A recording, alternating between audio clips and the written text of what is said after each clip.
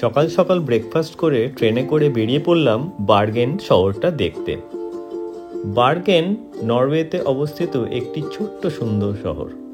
Train থেকে নামতেই কিছুক্ষণের মধ্যে শুরু হয়ে গেল বরফ পড়া, আবার অবাক করে দিয়ে কিছুক্ষণের মধ্যে সূর্যের দেখা পেলাম। উঠে গেলাম পাহাড়ের ওপরে, আর চলল বেশ খাওয়া দাওয়া। তারপরে বাড়ি ফেরার সময় বাড়তি পাওনা হলো ক্রিসমাস মার্কেট। বেশ কিছুক্ষণ ক্রিসমাস মার্কেটে ঘুরে ফিরে এলাম বাড়ি। চলুন দেখে নিই কি করলাম সারাটা দিন। হ্যালো বন্ধুরা, আশা করি আপনারা সবাই ভালো আছেন। আমি অভিজিৎ, আর আমার চ্যানেল অভিজিৎ ফ্রম নর্থে আপনাদের সবাইকে স্বাগতম। আমরা গতকাল থেকে সমুদ্রে যেতে পারিনি, কোনো হেলিকপ্টারই ওড়েনি। বাইরের ওয়েদার দেখতে পাচ্ছেন, বরফ পড়া শুরু হয়ে গেছে নরওয়েতে। আমি বার্গেনে আছি। গতকালের টেম্পারেচার -7 পর্যন্ত চলে গিয়েছিল, কিন্তু শুধু বরফ নয়, অ্যাকচুয়ালি মেঘের মধ্যে স্ট্যাটিক ইলেকট্রিসিটি থাকার জন্য কোনো হেলিকপ্টার এখান থেকে উঠতে পারছে না গত 5-6 দিন ধরে। তো আমরা ওয়েট করছি। সেই কারণেই আমরা ভাবলাম যে হোটেল থেকে বেরিয়ে বার্গেন শহরটা একটু ঘুরে দেখি, আর আপনাদেরও দেখাই। চলুন ঘুরে দেখি বার্গেন, নরওয়ে। আমরা যে হোটেলে আছি এয়ারপোর্টের জাস্ট উল্টো দিকে, পায়ে হেঁটে 5 মিনিটের ডিস্টেন্স। সো এটা খুবই সুবিধা।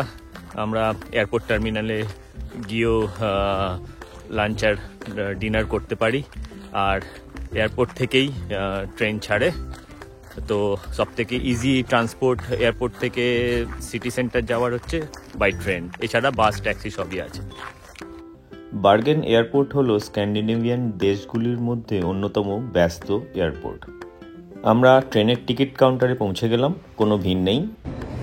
নরওয়ে হচ্ছে সম্পূর্ণ ক্যাশলেস কান্ট্রি। আপনার কাছে ব্যাংক কার্ড থাকলে বা ফোনে ব্যাংক কার্ড সেভ থাকলে ইটস এনাফ, আপনাকে কোনো ক্যাশ বা কয়েন্স ক্যারি করতে হয় না। আমি ইউরোপ ঘুরেছি, কিন্তু নরওয়ে হচ্ছে, ইউরোপে আপনাকে রাখতে হয় পয়সা, কিন্তু নরওয়েতে সব কিছু আপনার ফোনেই থাকবে। ইভেন এখানে টিকিট ফিজিক্যাল টিকিট আসে না, আপনি ব্যাংক কার্ড সোয়াপ করলে ব্যাংক কার্ডের ভেতরেই টিকিটটা থেকে যায়। তো টিকিট চাইলে আপনার ব্যাংক কার্ড শো করলেই যথেষ্ট। বার্গেন এয়ারপোর্ট থেকেই ট্রেনে স্টার্ট হয় আর গিয়ে শেষ হয় একদম সিটি সেন্টারে। আমাদের যেতে সময় লাগবে মোটামুটি 45 মিনিট। এয়ারপোর্ট থেকে ট্রেনের ফ্রিকোয়েন্সি প্রত্যেক 7 মিনিটে। আমাদের সামনে একটা ট্রেন চলে গেল, তো আমাদের নেক্সট ট্রেন আছে নেক্সট 7 মিনিটস।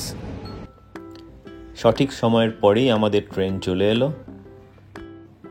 নরওয়েতে একটা মজা হচ্ছে, আপনি যেখানেই যান খুব একটা বেশি ভিড়, ঠেলাঠেলি, লাইন এসব আপনারা দেখতে পাবেন না।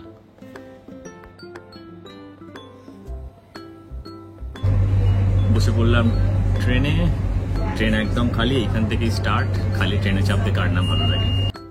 গতকাল রাত্রে বেশ স্নোফল হয়েছে। এটা এই সিজনের প্রথম স্নোফল হিসেবে ধরা যেতে পারে, কারণ এখন জাস্ট উইন্টারের শুরু। ট্রেন থেকে বাইরের দৃশ্য খুবই মনোরম ছিল, চারিদিক সাদা হয়ে আছে। অনেকগুলো ছোট ছোট শহরতলি ছাড়িয়ে আমরা চললাম আমাদের মূল গন্তব্যস্থল বার্গেন শহরের উদ্দেশ্যে। এই ট্রেন লাইনের সঙ্গে সঙ্গেই ছিল গাড়ি চলার রাস্তা। যত আমরা বার্গেনের দিকে যেতে লাগলাম ততই ট্রেনটি ভর্তি হতে থাকলো, কারণ আজকে ছুটির দিন, শনিবার। ঘড়ি ধরে ঠিক 45 মিনিট পরেই আমরা পৌঁছে গেলাম আমাদের গন্তব্যস্থল বার্গেনে। আমরা বার্গেন সেন্ট্রামে পৌঁছে গেছি। এখানে স্নোফল শুরু হয়ে গেছে একটু একটু করে। বার্গেনে বরফ মোটামুটি পড়েছে, কিন্তু রাস্তা প্রচণ্ড ভিজে, প্রচণ্ড জল পুরো রাস্তায়। সকাল সকাল শহরে ব্যস্ততা একদমই নেই, তার উপর আজকে শনিবার, ছুটির দিন। গোটা বার্গেন শহরের মোট লোক সংখ্যা হলো 2,92,000-এর মতো। এমনিতেই নরওয়েতে খুব কম লোকের বসবাস। নরওয়ের মোট লোক সংখ্যা হলো 55 লক্ষের কিছু বেশি। বার্গেন কিন্তু খুব পুরনো একটি শহর। 1020 সাল নাগাদ এই শহর শুরু হলেও প্রথা হিসেবে ধরা হয় 1070 সালে রাজা ওলাভ এই শহরের প্রতিষ্ঠা করেন।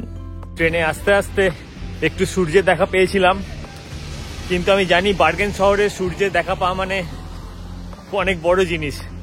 এখন আবার আকাশ কালো করে আসছে, স্নোফল হচ্ছে, জানি না আজকে সূর্যের দেখা পাবো কিনা, দেখা যাক কি হয়। আমার সামনের এই সারি সারি বাড়িগুলি হলো ঐতিহাসিক বাণিজ্যিক ইমারত। 1350 খ্রিস্টাব্দ নাগাদ উত্তর জার্মানির বণিকরা হ্যান্সিয়াটিক লীগের একটি অন্যতম প্রধান ঘাঁটি এই বার্গেন শহরে তৈরি করেন। হ্যান্সিয়াটিক লীগ ছিল উত্তর পশ্চিম এবং মধ্য ইউরোপের মার্চেন্ট গিল্ড এবং ব্যবসায়িক শহরগুলির একটি বাণিজ্যিক ও প্রতিরক্ষামূলক সংঘ। হানসিয়াটিক লীগের বাকি 3টি ঘাঁটি ছিল লন্ডন, ব্রুজেস যা বেলজিয়ামে অবস্থিত এবং নভগরদ যা রাশিয়ায় অবস্থিত। এই সংঘ প্রায় 3 শতাব্দী ধরে বাল্টিক সমুদ্র থেকে উত্তর সাগরের বাণিজ্যকে বিশেষ প্রভাবিত করেছিল। সেই সময় নরওয়ে থেকে অন্যতম প্রধান রপ্তানি দ্রব্য ছিল স্টকফিশ, যা ছিল মূলত নুন ছাড়া কটফিশ। বড় বড় কাঠের জায়গায় সমুদ্রের শীতল হাওয়ায় তাদের শুকনো করা হতো। এটি ছিল পৃথিবীর সবথেকে পুরনো শুকনো খাবার সংরক্ষণের পদ্ধতি। ঐতিহাসিক এই বাড়িগুলিকে নরওয়ের লোকাল ভাষায় ব্রিগেন অথবা টিস্কে ব্রিগেন বলা হয়, যার অর্থ হল দ্য জার্মান ডক। 1702 সালে এই ব্রিগের বেশ কিছু অংশ অগ্নিকাণ্ডে ধ্বংস হয়ে যায়, কিছু অংশ মেরামত করা হয় এবং পরে 1754 সালে এই বাড়িগুলির ভিতরের সমস্ত ব্যবসায়িক কাজকর্ম চিরদিনের জন্য বন্ধ হয়ে যায় এবং এই জায়গাটিকে জনসাধারণের জন্য উন্মুক্ত করে দেওয়া হয়। এখন এই ব্রিগের ভিতরে আছে কিছু মিউজিয়াম আর দোকানপত্র, রেস্টুরেন্ট আর পাব। 1979 সাল থেকে এই জায়গাটি ওয়ার্ল্ড হেরিটেজ সাইট হিসেবে সম্মানিত হয়। এই ব্রিগের ইতিহাসকে মনে করে আমরা বেশ কিছুক্ষণ চারপাশ ঘোরাফেরা করতে লাগলাম।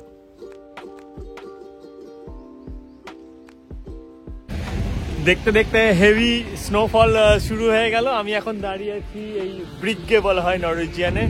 এই কমার্শিয়াল বিল্ডিংগুলো ইউনেস্কোর ওয়ার্ল্ড হেরিটেজ নাম পায় 1979 সাল থেকে।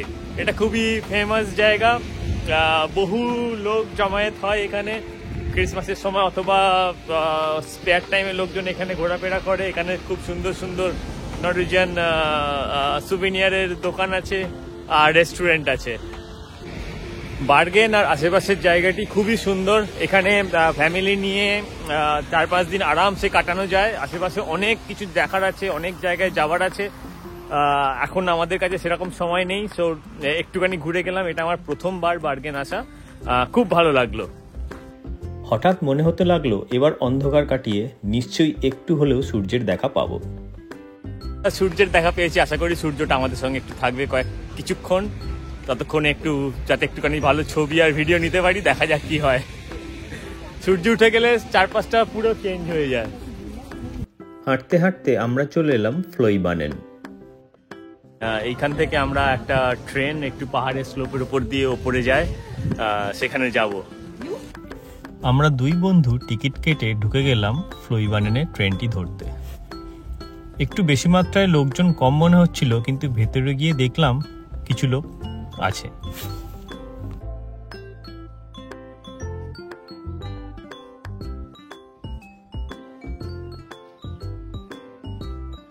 আমরা ট্রেনের লাইনে দাঁড়িয়ে পড়লাম। এসে বেশ খানিকটা ভিড় আছে, খুব লাইন নেই, কিন্তু আশা করি নেক্সট ট্রেনেই আমরা সুযোগ পেয়ে যাব। তো এক্সাইটেড মনে হচ্ছে, কারণ বাইরে সূর্যের আলো আছে এখন। আশা করি যতক্ষণ আমরা উপরে যাব সূর্যের আলোটা পাই। তো দেখা যাক। কিছুক্ষণ লাইনে দাঁড়িয়ে থাকার পরেই আমরা দেখতে পেলাম আমাদের ট্রেন আসছে। ট্রেন এসে দাঁড়ানোর সঙ্গে সঙ্গেই এক পাশ থেকে যাত্রীরা নামলো আর এক পাশ থেকে আমরা ওঠার উদ্যোগ করলাম।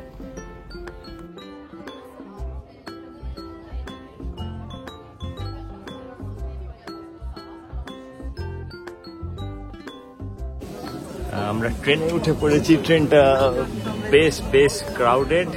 এত ক্রাউডেড ট্রেনে ওঠা নরওয়েতে বিশেষ করে আমাদের অভ্যেস নেই, কেন সবকিছু ফাঁকা ফাঁকা থাকে। কিন্তু ফেরার সময় আমাদের নিজের চয়েস থাকবে যে কোন ট্রেনে আমরা ফিরতে পারি। ট্রেনটা আপনাদের দেখাচ্ছি। ট্রেন চলতে শুরু করেছে, আপনারা দেখতে পাচ্ছেন। ট্রেনটা স্পেশালি ডিজাইন করা স্লোপে ওঠার জন্য। বার্গেন শহরটি আলাদা কাউন্টিতে পরিণত হয় 1831 সালে এবং হোর্দাল্যান্ড কাউন্টির সঙ্গে যুক্ত হয় 1972 সালে। 17শো শতাব্দী পর্যন্ত বার্গেন ছিল নর্ডিক দেশগুলির মধ্যে সব থেকে বড় শহর। 1830 সাল পর্যন্ত বার্গেনই ছিল নরওয়ের সব থেকে বড় শহর এবং বার্গেনকে তখনই নরওয়ের রাজধানী হিসেবে গণ্য করা হতো। 1830 সালের পর ওসলো নরওয়ের রাজধানী হিসেবে ঘোষিত হয়। তৎকালীন ওসলোর নাম ছিল ক্রিস্টিয়ানিয়া। ট্রেন থেকে নেমে আমরা সামনে একটা অসাধারণ ভিউ পেয়েছি। খুব বরফ স্লিপারি, আস্তে আস্তে নামছি, আপনাদের সামনে এক্ষুনি দেখাচ্ছি আমি সামনে কি দেখতে পাচ্ছি। সামনের দৃশ্যটি দেখে সত্যিই মন ভরে গেল। দিগন্ত বিস্তৃত পাহাড়, তার মাঝখানে সুন্দর একটি শহর বার্গেন। বার্গেন নামটির উৎপত্তি হয়েছে বিয়র্গভিন নামের নরওয়েজিয়ান শব্দ থেকে। এর মানে হচ্ছে the green meadow among the mountains. এছাড়া বার্গেন শহরটি পাহাড়ে ঘেরা বলে এই শহরটিকে সিটি অফ 7 মাউন্টেন্সও বলা হয়ে থাকে। বার্গেন শহরের কোট অফ আর্মস অথবা পুরনো সিলেও সেই বৈশিষ্ট্য দেখা যেতে পারে। এখানে দেখা যাচ্ছে একটি ক্যাসেল দাঁড়িয়ে আছে 7টি সোনার পাহাড়ের ওপর।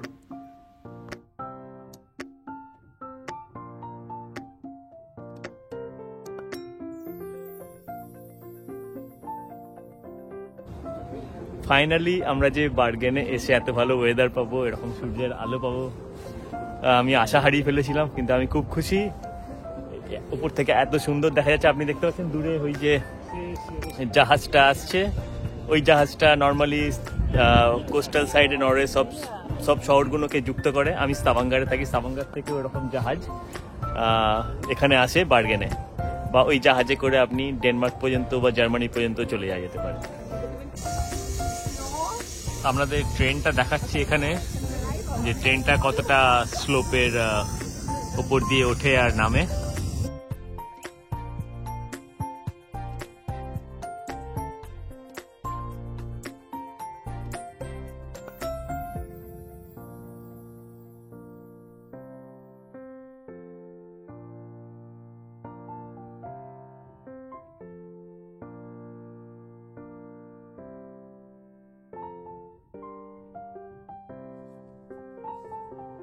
আমরা বেশ কিছুক্ষণ ঘুরে ফিরে দেখলাম আশেপাশের জায়গাটাতে। পাহাড়ের মাথায় এখানে 2টো কফি শপ আছে, আর আছে একটি সুন্দর রেস্টুরেন্ট।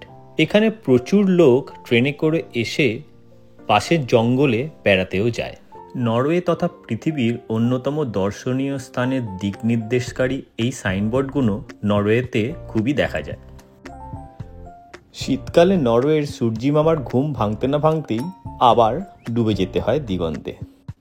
শীতকালে দিনের আলো এত কম থাকায় নরওয়েতে ইউরোপের বেশিরভাগ দেশের মতোই ডে লাইট সেভিং টাইম অথবা ডিএসটি ইউজ করা হয়।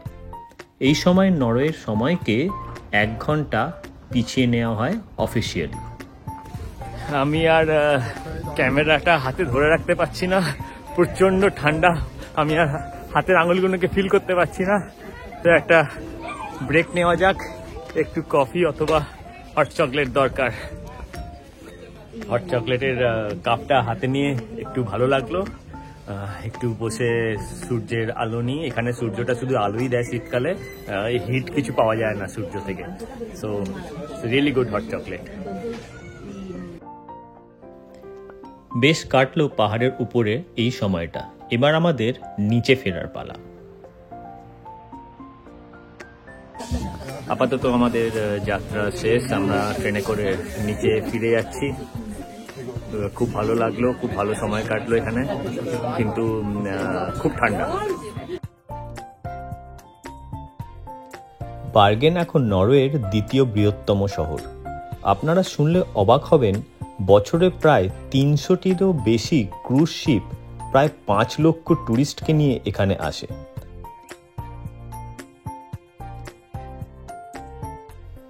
প্রতি বছর প্রায় 20 থেকে 25 লক্ষ ট্যুরিস্ট বার্গেনে বেড়াতে আসেন অথবা বার্গেনকে বেস করে নরওয়ের অন্যান্য জায়গায় ঘুরতে যান।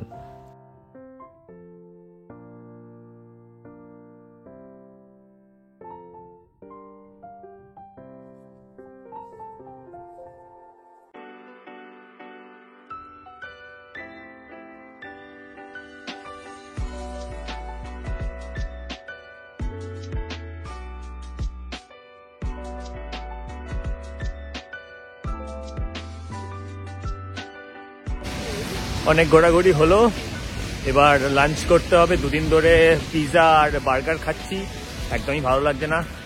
বাঙালি ছেলে, একটু ভাত চাই।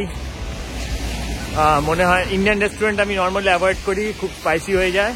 তো আমি খুঁজি থাই বা চাইনিজ বা এশিয়ান রেস্টুরেন্ট। পাওয়া খুব মুশকিল হচ্ছে আশেপাশে, কিন্তু আপাতত আমরা ঠিক করলাম যে সুশি খেয়ে নেবো। দেখা যাক, পেয়ে যাবো আশা করি রেস্টুরেন্ট। ঘুরতে ঘুরতে আমরা একটি শপিং মলে ঢুকে পড়লাম, যেখানে খুব তাড়াতাড়ি আমি পেয়ে গেলাম আমার ফেভারিট সুশি রেস্টুরেন্ট। ভাতের আশা সুশি দিয়েই মিটিয়ে নেব ভাবলাম।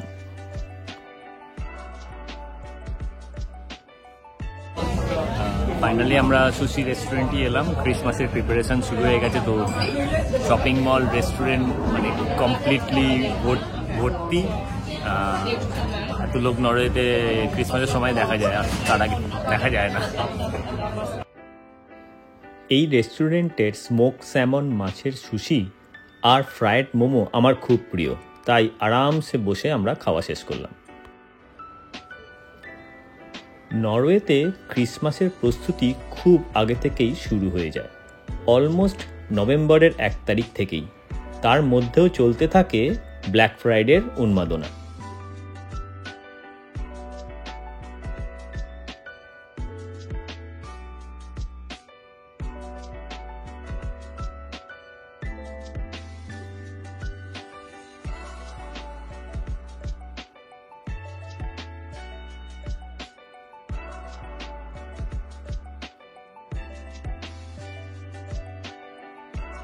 ট্রেন স্টেশনের ঠিক পাশেই দেখতে পাচ্ছি এখানে ইউলে মার্কেট মানে ক্রিসমাস মার্কেট চলছে।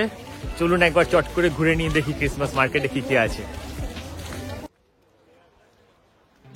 খুব ছোট্ট একটি জায়গায় ক্রিসমাস মার্কেটটি তৈরি হলেও লোকজনের ভিড় আর উন্মাদনা ছিল সত্যি চোখে পড়ার মতো।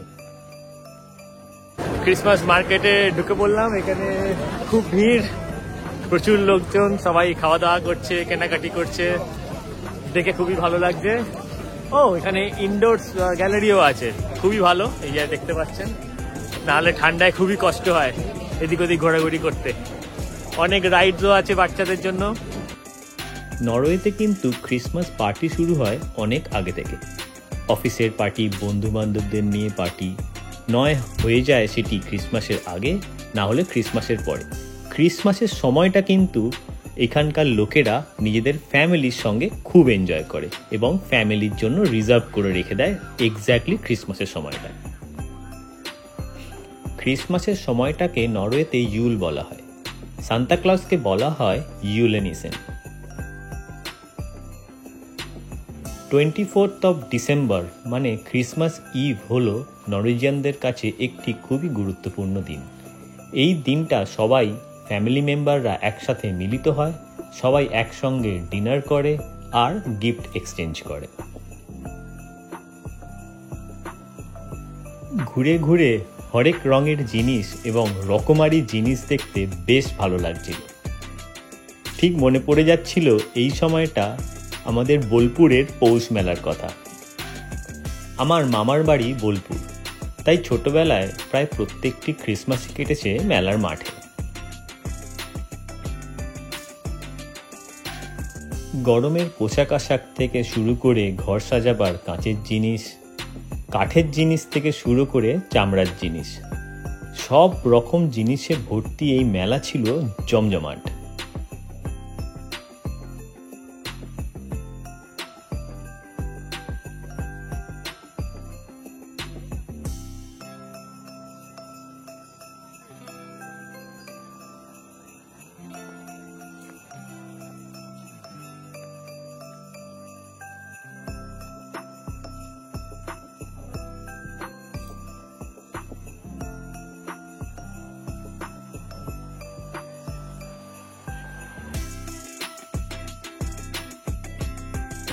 একটা সুন্দর দিনের শেষে এত সুন্দর একটা ক্রিসমাস মার্কেট ঘুরে গেলাম, খুব ভালো লাগলো।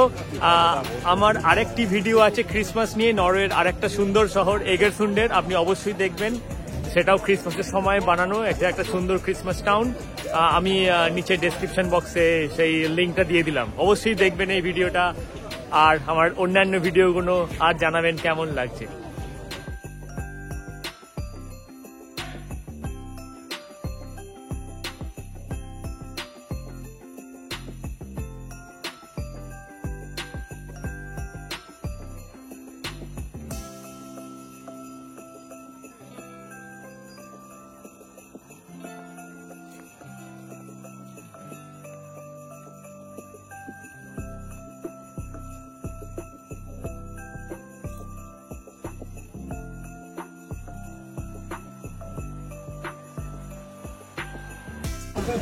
এইরকম মেলা এলে আমি কলকাতার মেলাকে খুব মিস করি, কারণ ডিসেম্বরে কলকাতা এত এত মেলা হয়, এখন আর যাওয়া হয়ে ওঠে না।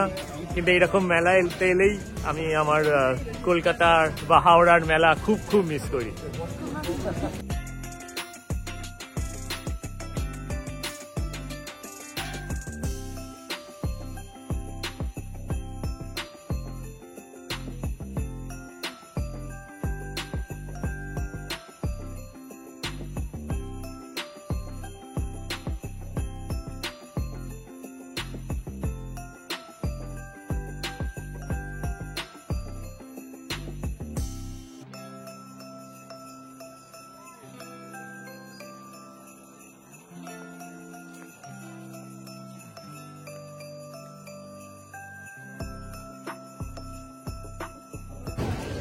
সূর্য প্রায় অস্তাচলের পথে, এই সময়টা দিনের আলো আস্তে আস্তে কমতে থাকে।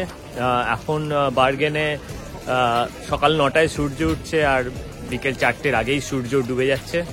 একটা খুব সুন্দর দিন, আলো ছায়া রোদ্দুর মেশানো মনের ক্যামেরায় আর ফোনের ক্যামেরায় রয়ে গেল। আর আমার এটা ভেবে ভালো লাগছে যে আপনাদের সঙ্গেও আমি এই দিনটাকে শেয়ার করতে পারলাম। আমার এই ভিডিওটা কেমন লাগলো আপনারা অবশ্যই কমেন্টে লিখে জানাবেন। আর আমার অন্যান্য ভিডিওগুলো অবশ্যই দেখবেন। আর আমি যেটা সবসময় বলি, ভালো থাকবেন, সুস্থ থাকবেন আর ঘুরতে থাকবেন। Bye bye.